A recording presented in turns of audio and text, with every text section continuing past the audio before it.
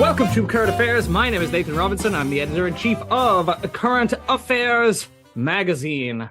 I am joined today by Nathan Thrall. He is, most recently, the author of the new book, A Day in the Life of Abed Salama. He is also the author of the book, The Only Language They Understand, Forcing Compromise in Israel and Palestine. He served for a decade at the International Crisis Group as the director of the Arab-Israeli Project. He is also the subject of a recent article in the Guardian newspaper.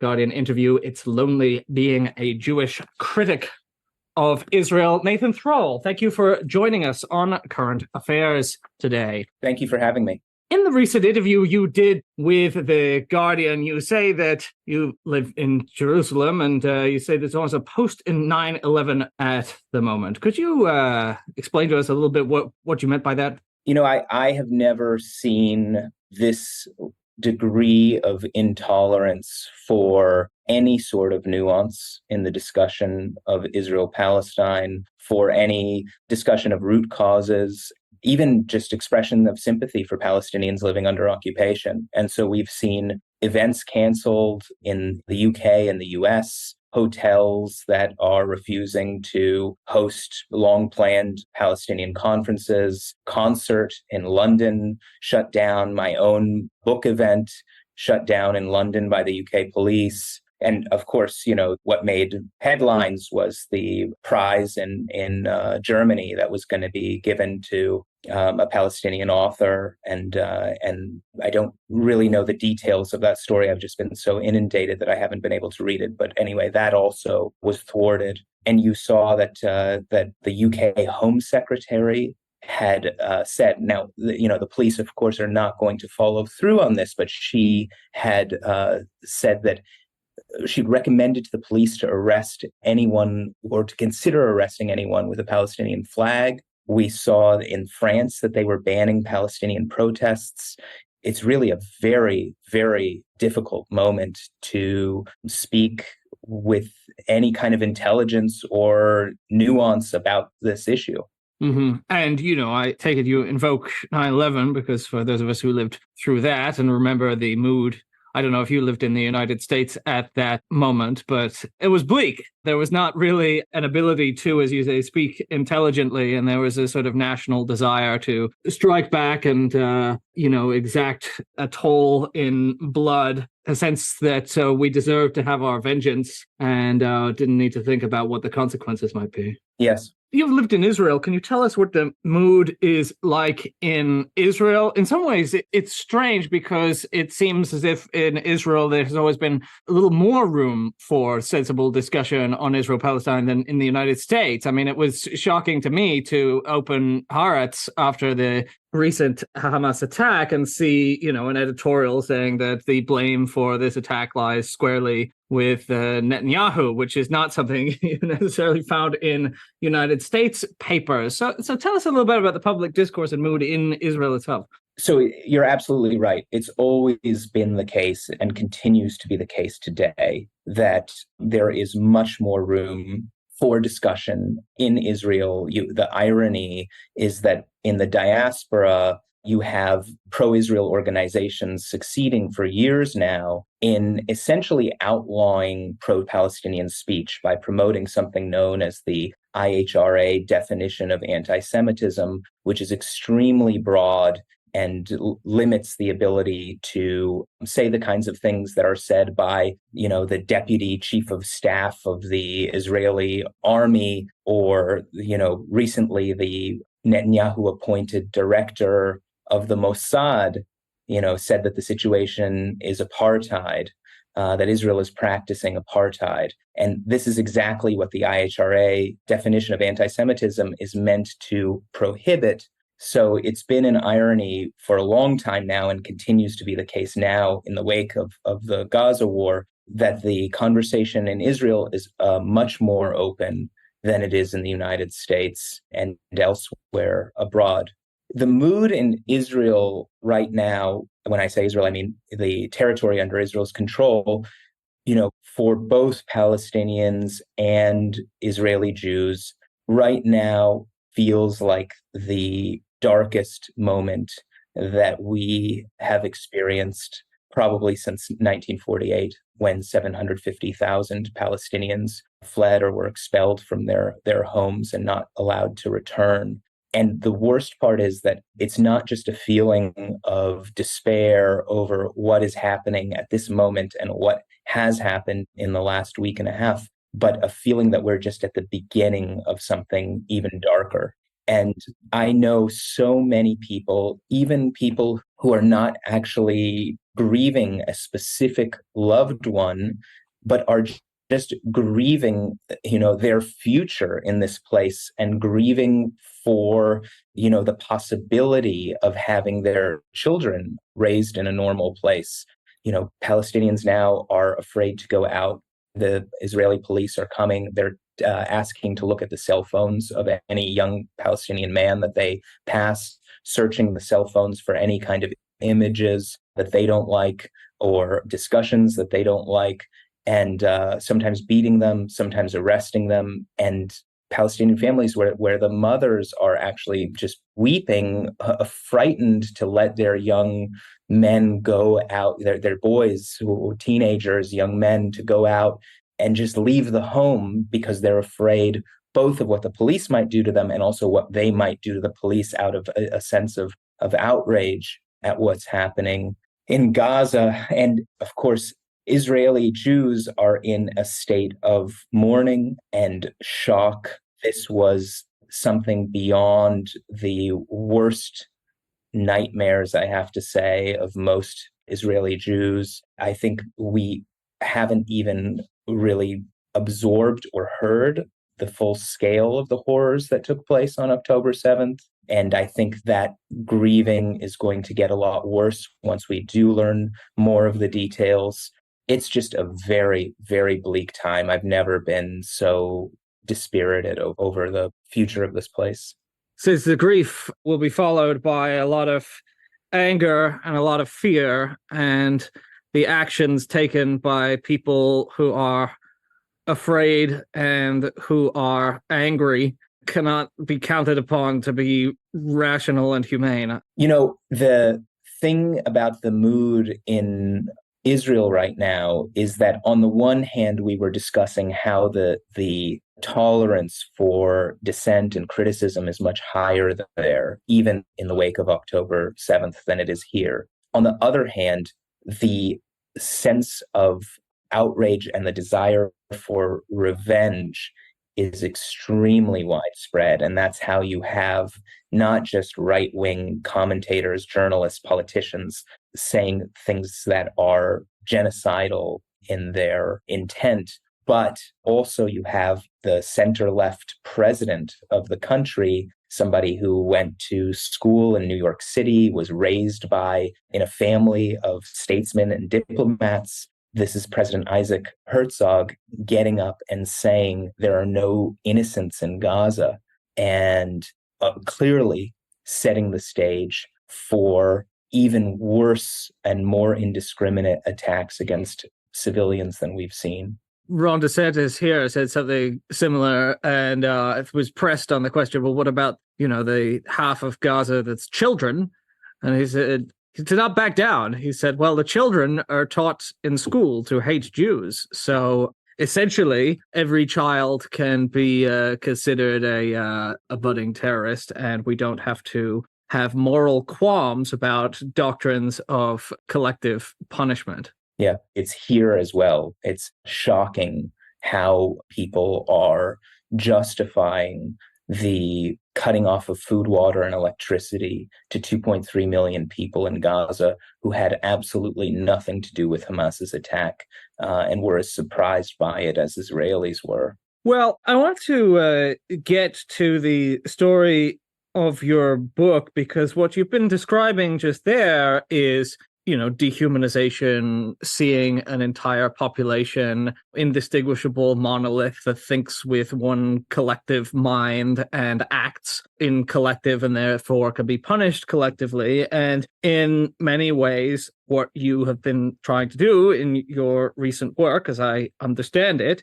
is that mentality certainly existed before the recent attacks. And, your book tries to show us by zooming in very closely on a single Palestinian life, the deep humanity of individual Palestinians, the diversity of Palestinian life and thinking. So tell us, what you are trying to do here in order to fight against this type of stereotyping. Thank you. I think you characterized the book and its intentions very well. I tell the story in this book, A Day in the Life of Abed Salama, the story of one man, a father, who takes his young boy, a kindergartner, out to buy treats on the eve of a kindergarten class trip. And Abed and his son, they live in a walled enclave called Anata and also Shuafat refugee camp.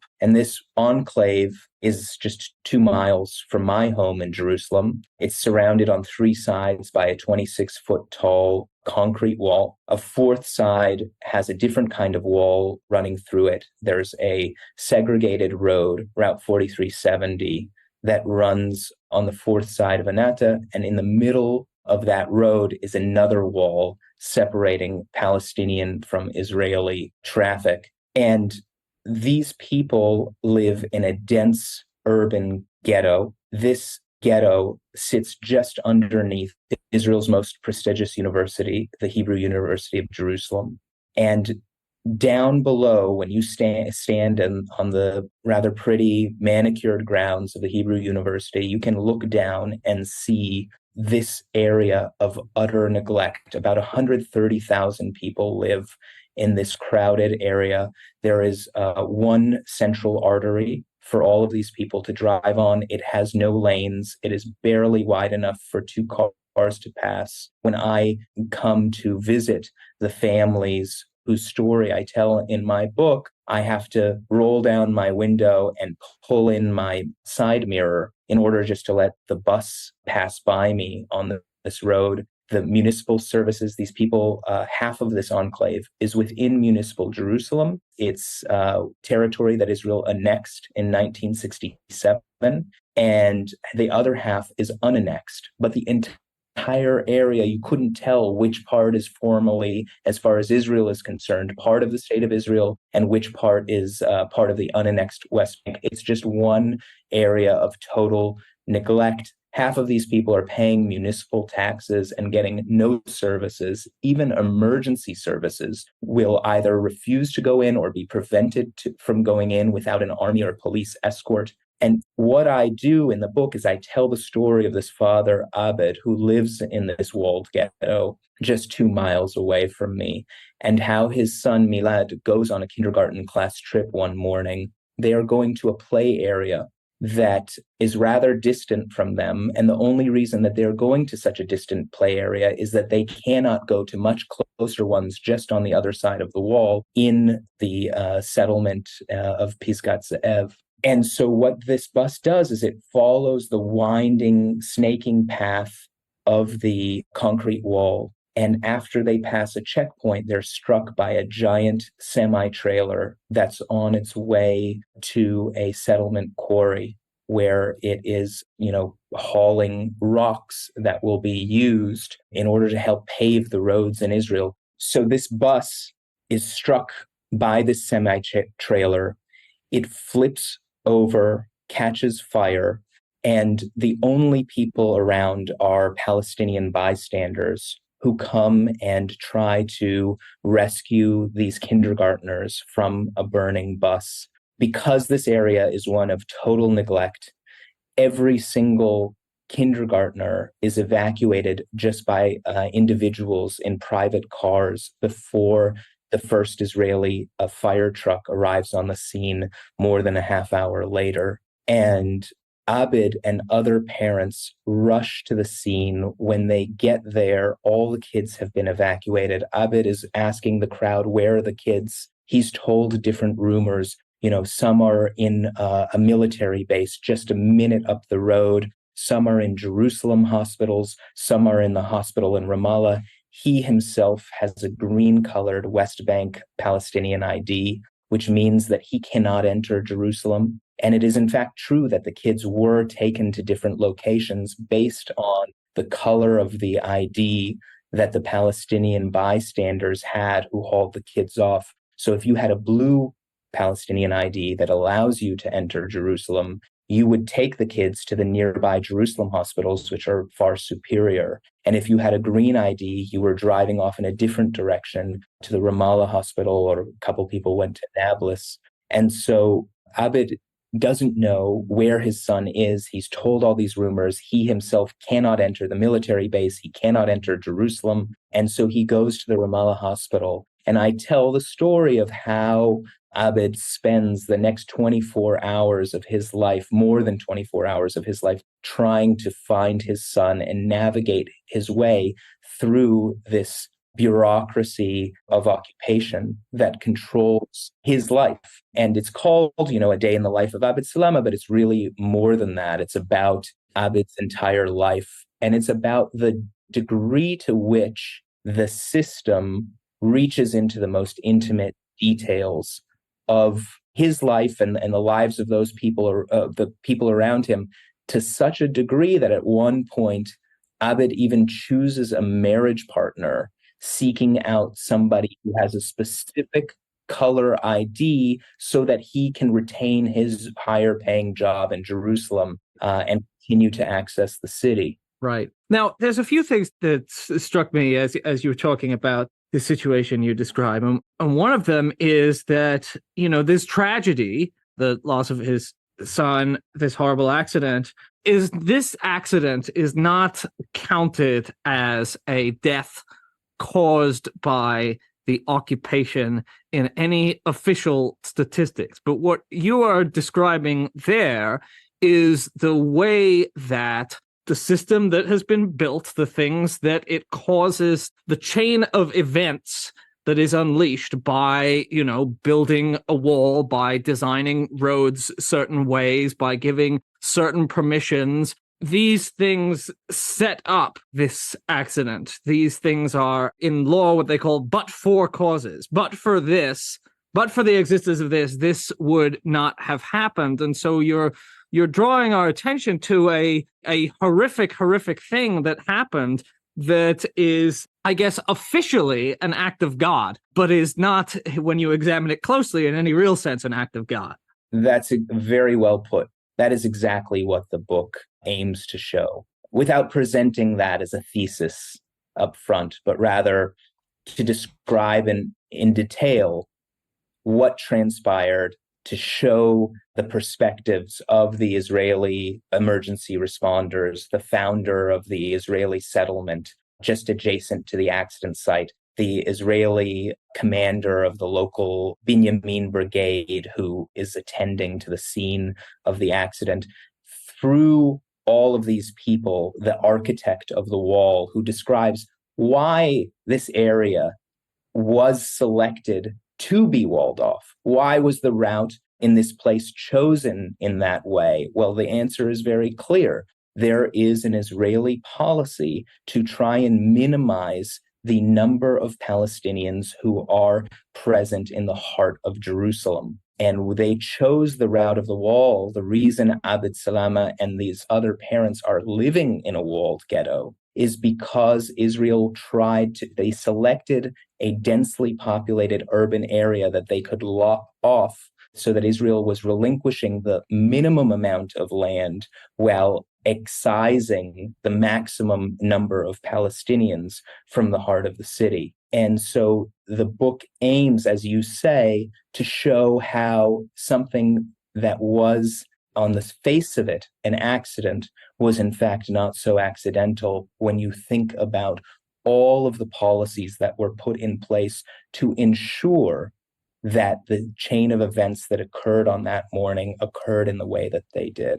And the people who live in the settlements, I assume, they may feel terrible about I'm sure they do, they're human beings. They feel terrible about the deaths of these children. They didn't actively try to cause the deaths of the children in this accident. But you've spoken to a lot of these people. I mean, do they notice at all or have any sense of the way in which the project that they are part of ends up destroying people's lives? Yes, I think that they do when they are forced to confront it. The basic conception of the world and of most Israelis, I think this is less true of the settlers and the settler characters in the book, is this idea that, yes, of course, the situation is awful.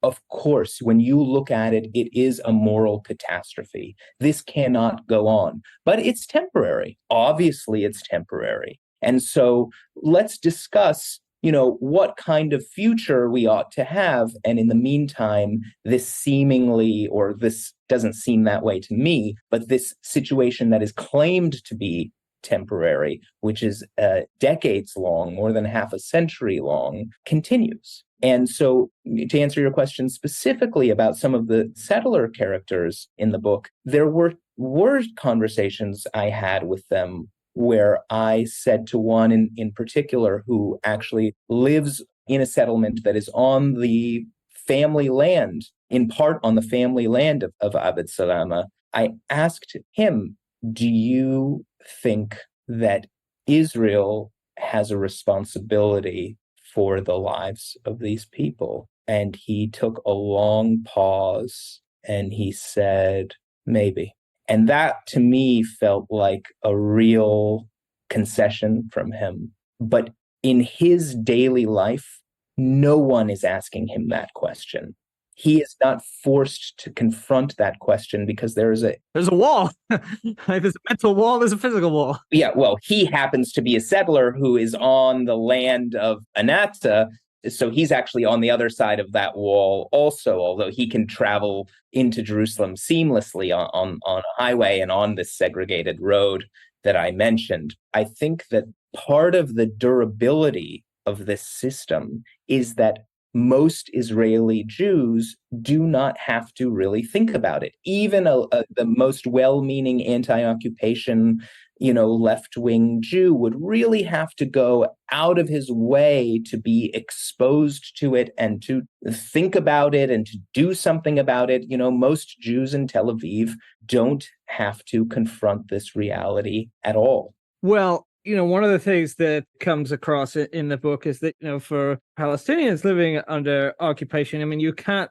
tell anybody's life story without telling the story of the way in which it's shaped by the occupation, right? You mentioned one example earlier of, even marriage decisions, even thinking, well, how am I going to maintain my job permit? And that's going to shape the way, even though you point out that there is this, the culture that Abed Salama is from has all these sort of elaborate etiquette around courtship and marriage. But even that is intruded upon by the reality of this system that everyone has to spend every day trying to navigate and thinking about, where can you go? How are you going to get there? What kind of identification are you going to have to bring? Are you going to be stopped? Are they going to let you through? Are they going to beat you up? 1,000%. And I'll tell you more than that, more than just the way in which the system is stealing your time and forcing you to navigate it in your every move in your life. It's also enormously disruptive to the social fabric of Palestinian society, because it's not just a matter of navigating the system, it's also a choice of how far will I go? Every minute of the day, I have to make decisions. Will I take a job that is connected in some way to the Israeli government that's much higher paying? Will I work in a settlement, which is also higher paying? The settlements are constructed by Palestinians.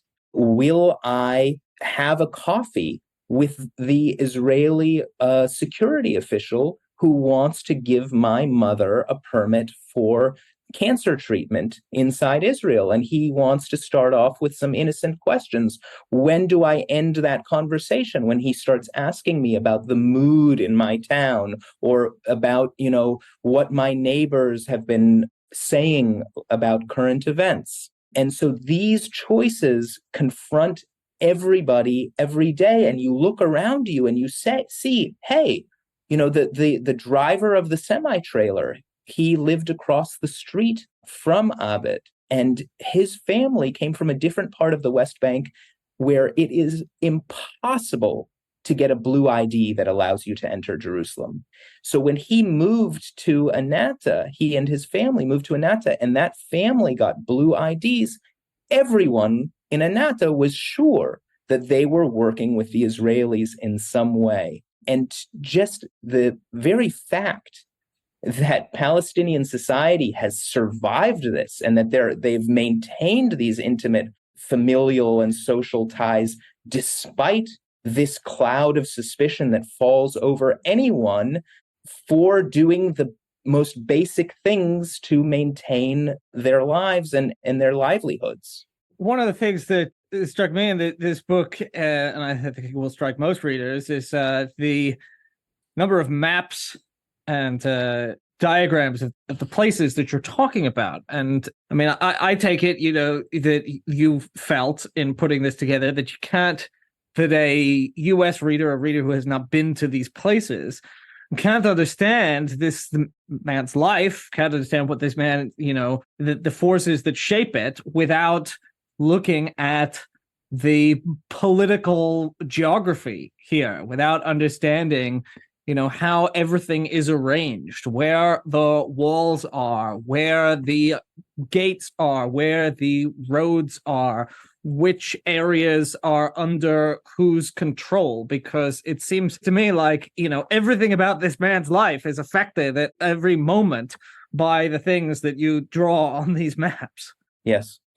So much of what is driving Israeli policy is the desire to confiscate land and to settle it with Israeli Jews. And so one can't really understand anything of what's happening in this place without looking at the land and the geography of it. Since the beginning of 2022, you've had 1,100 Palestinians in the West Bank forcibly displaced. Entire communities have been eradicated and moved to other locations that are more densely populated.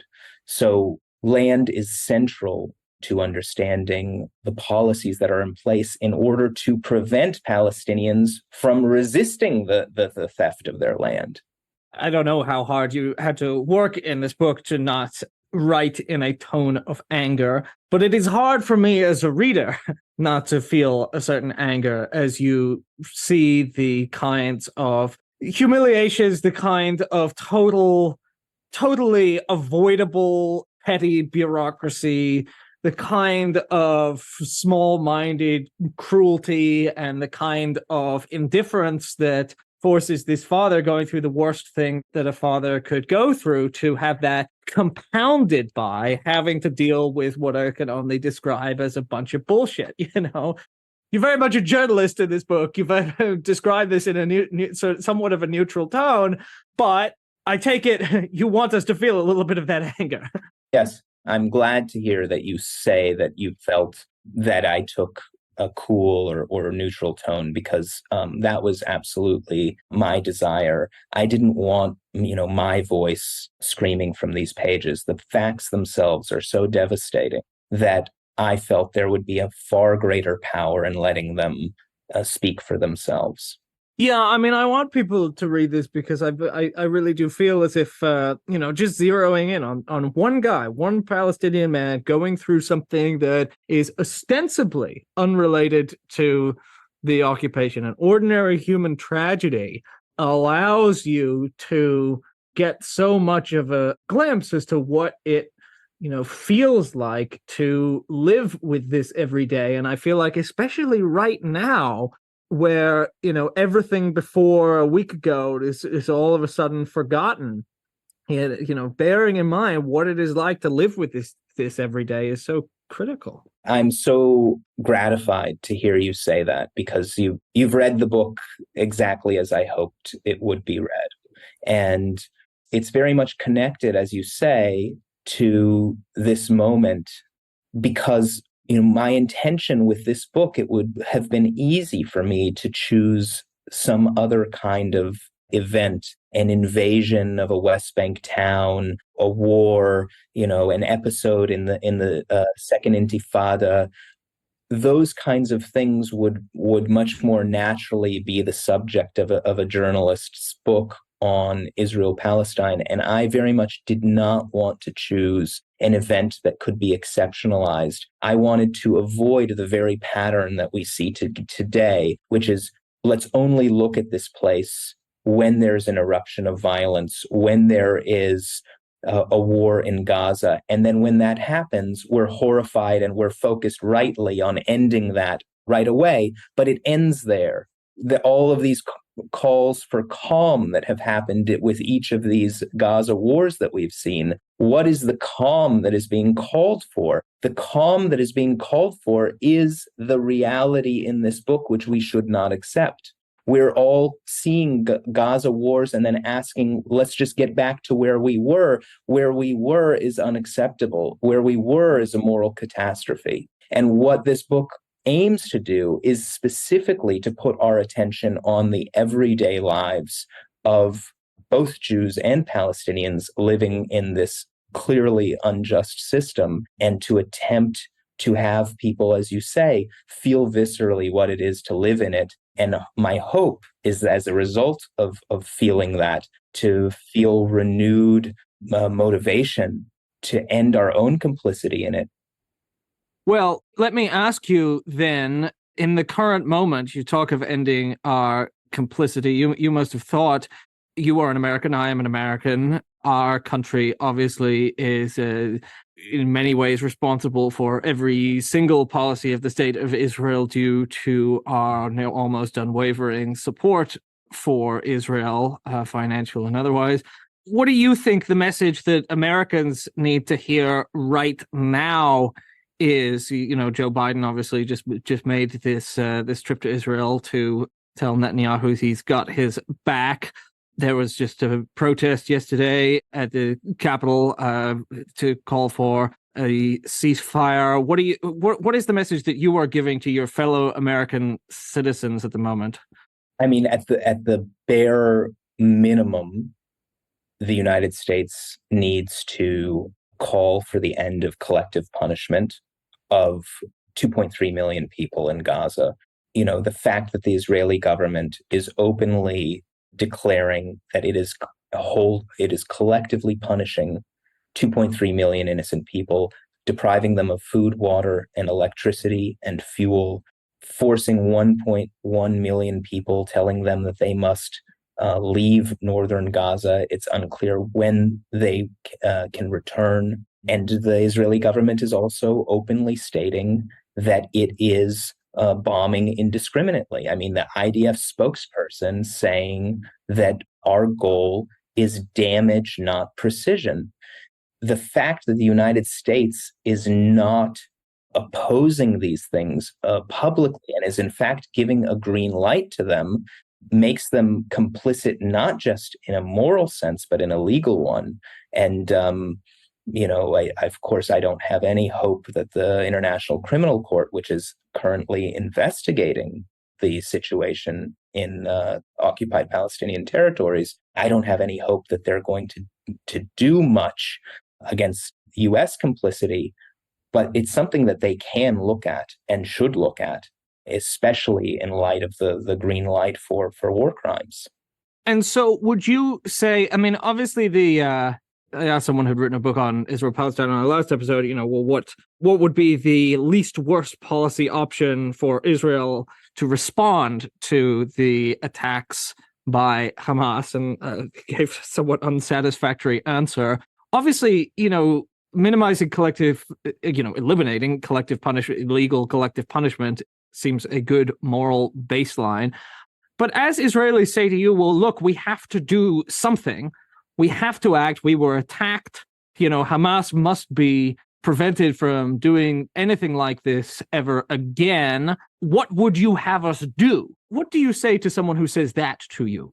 So, there are two real questions that I feel are being asked there. One is, what do you feel I have moral license to do in retaliation for a terrible atrocity?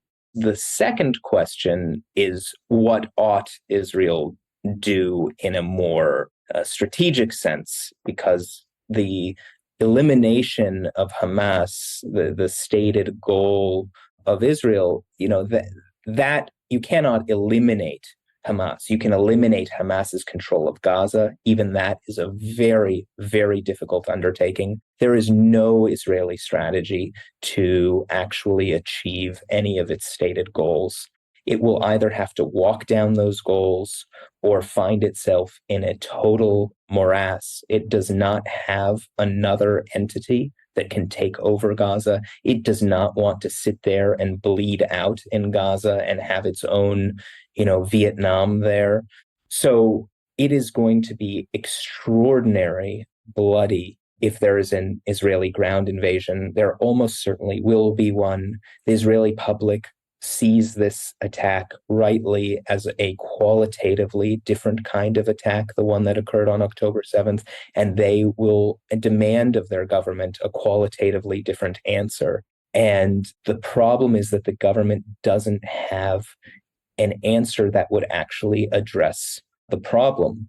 Going and occupying northern Gaza and declaring that the upper half of Gaza is a buffer zone now, or creating some other kind of buffer zone in Gaza, will not resolve the problem. It doesn't stop paragliders. It doesn't stop tunnels. It doesn't actually eliminate Hamas. It certainly doesn't eliminate support for Hamas. So Israel doesn't actually have a solution, and it doesn't really have a strategy even to do the first step of eliminating Hamas's control of Gaza, that is an achievable goal. But again, they don't know what they would do as the second that they'd achieved it. So the other question is a moral one, and that is, of course, you have to abide the laws of war and distinguish between civilians and military targets, and not do all the kinds of things that Israel is doing now, bombing people fleeing northern Gaza on the orders and instructions of the Israeli military. Yes. Obviously, we can and should demand that in whatever response Israel makes, it complies with the basic rules of international law. And, damage, not precision, calling people animals, this sort of stuff is abhorrent. I want to return, though, to that first part, though, because, you said Israel doesn't have a good option for achieving its goals. You said that the Israeli public is demanding and will demand a qualitatively different response to this than to previous incursions and attacks. So if you are advising some member of the unity government, what should you do? If they say, well, what is the strategically optimal, what is the least worst actual path for Israel to take as a response? What would you say our ideal response from Israel would be? Well, first of all, I would not be in a position of advising the Israeli government, because just the basic there would have to be so many premises that I would have to swallow to be in that kind of position. I don't.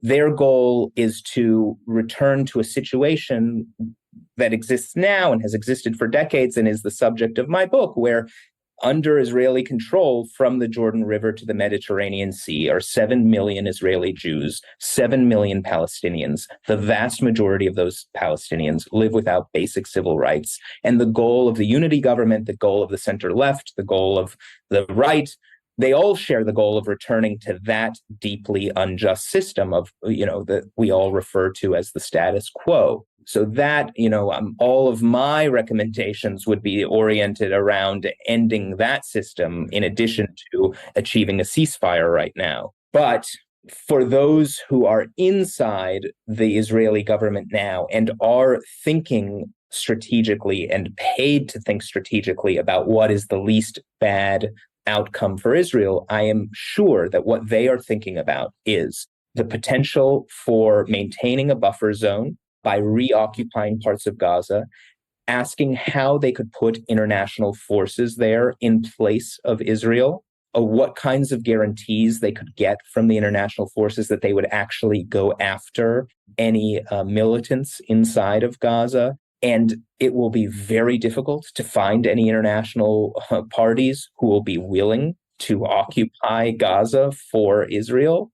The other thing that they, I'm sure, are trying to achieve is to push Gazans into Sinai.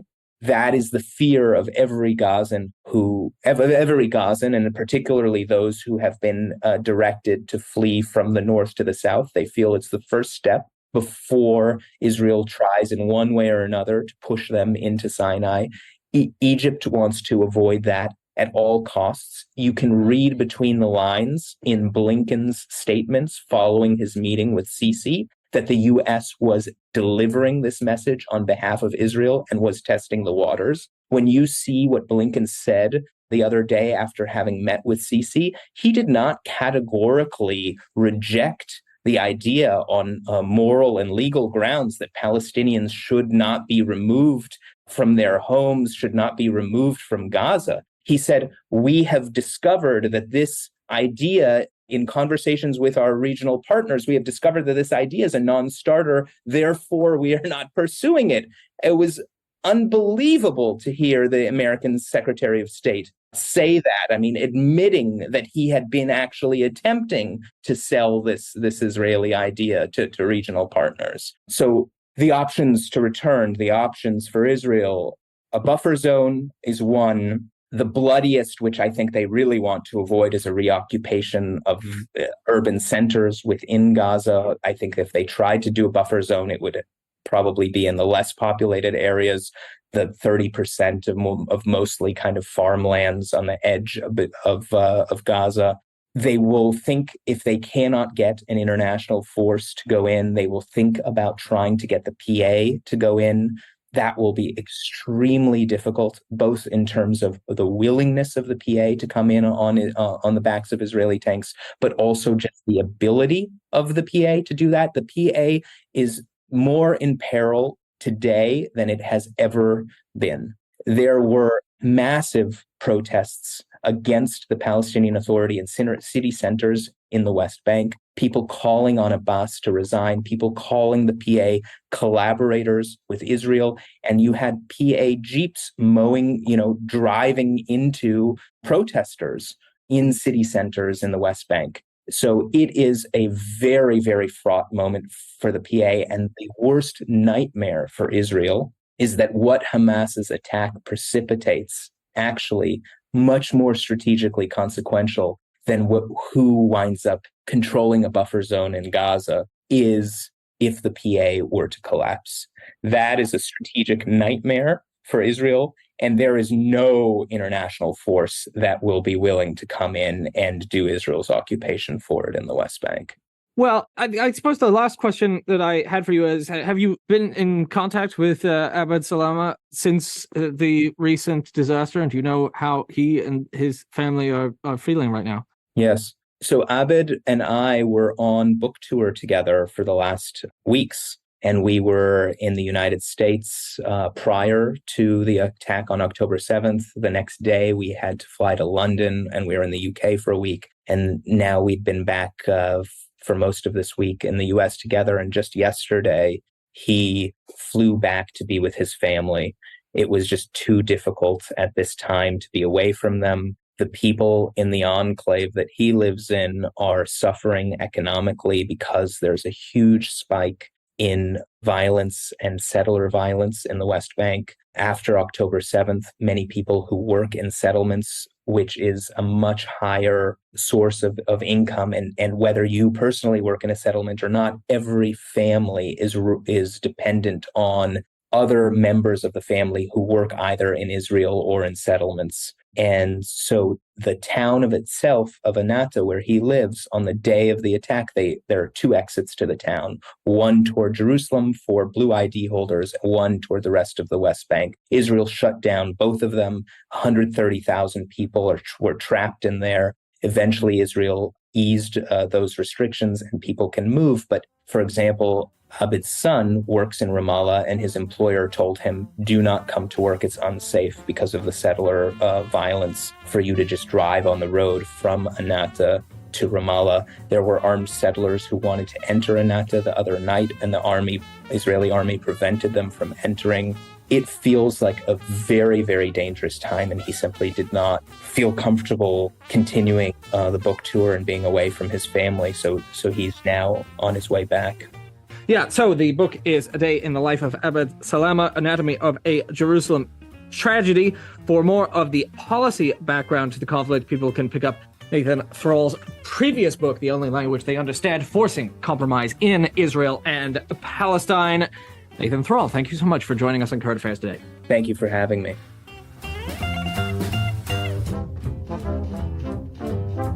The Current Affairs Podcast is a product of Current Affairs Magazine. If you are not subscribed to Current Affairs Magazine, visit currentaffairs.org/subscribe today and get our glorious print edition. The Current Affairs Podcast is released regularly every week on patreon.com/currentaffairs. Thanks for listening.